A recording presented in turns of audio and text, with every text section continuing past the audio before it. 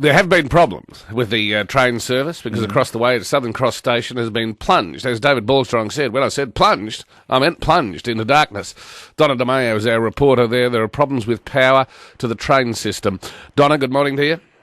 Good morning. Yes, well, I can tell you now the crowd is growing and there's going to be some very disgruntled passengers very, very shortly because there are no trains, as far as I can tell, going in and out of Southern Cross Station. I can't speak for the rest of the CBD. Now, the Northern Line, I've just been told, is being affected. Now, there's an attendant who's just announcing now to the passengers. I'll just put the phone up and see if we can have a listen. Would you like me to do that for you? Yes, please. Flinders Street Station, they're running some services through there. I don't believe there's... We just need to know what's going on for 3AW, sir. Just keep going. No, he's just stopped. So Geraldine Mitchell, the spokesperson for Metro Trains, grateful for her time. Geraldine, what news do you bring? Well, we've got severe delays this morning, pretty much across the network, but the Northern Group is mostly affected. And that's because we lost power, overhead power at Melbourne Yard, which is near Southern Cross Station. So for a period of time there, we didn't have any power between Southern Cross and Flinders Street stations. And as you can imagine, they're two of our biggest stations where pretty much every train goes at some point. So because of that, there's going to be delays of up to 60 minutes on the Northern Group, and that covers the Craigieburn, Upfield, Sydenham, Werribee and Williamstown lines. Just hold for 1 second, Alistair, so we can get a report from Keith. Keith, you've just seen something. Yeah, I'm just walking over the bridge from Southern Cross Station. There was a train going northbound. There were two quite loud explosions from the top of the train with sparks going everywhere, and the train has now come to a screeching halt. Okay, I doubt that that's what's supposed to have happened, Keith, is it? Now, our public transport system is such a mess, in such a seemingly unfixable shambles, that when we were discussing it earlier today, somebody said, send the troops in. Now, earlier in the day, that wacky, mercifully one-term Senator Steve Fielding put out a press release calling for federal intervention.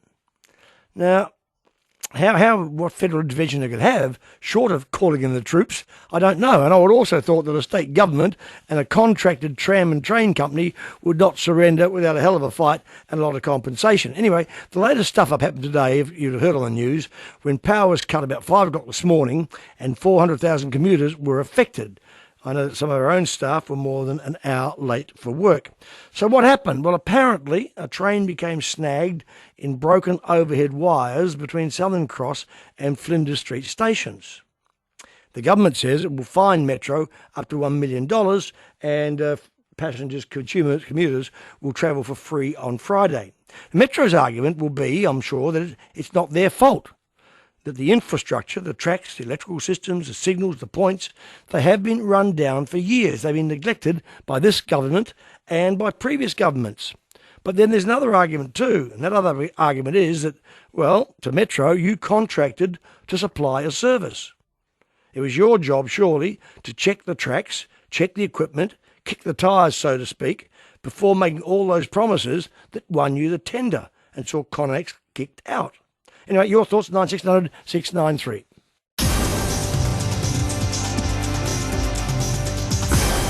On the line of spokeswoman for Metro Trains, Geraldine Mitchell, good afternoon. Hi, Darren. How are you? I'm well. I should ask how you are. I imagine you've been answering calls like mine since about 5 o'clock this morning. That's right. Absolutely. Now, first of all, we'll get to it, but this is free travel on Friday. It's been announced by the government. Who's paying for that? Are you paying for it, or is the government paying for it, which means the taxpayers are paying for it? Well, apparently there's going to be partly funded by Metro and partly funded by the government. The actual breakdown of that I don't have, because obviously this announcement came from the Minister's office, and we're just getting the detail in regards to that as we speak.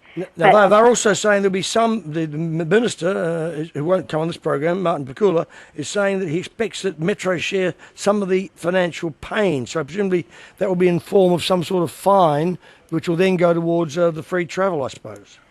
I think in that sense, he's referring to the fact that Metro will fund the cost of providing free travel. As you can imagine, with 400,000 commuters, that's significant. Mm-hmm. I know it's also that some are saying, well, you're offering free travel on Friday.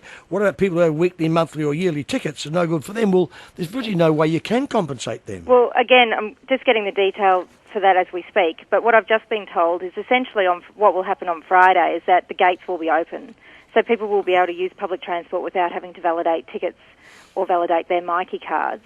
And then those that do have monthly, yearly or weekly tickets will then get a free daily pass in the same way they would get compensation if our targets weren't met for delivery and reliability.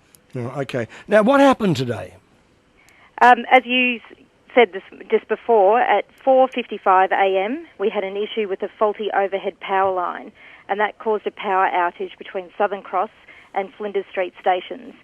So obviously without having any power there, that meant no trains could run between those two stations.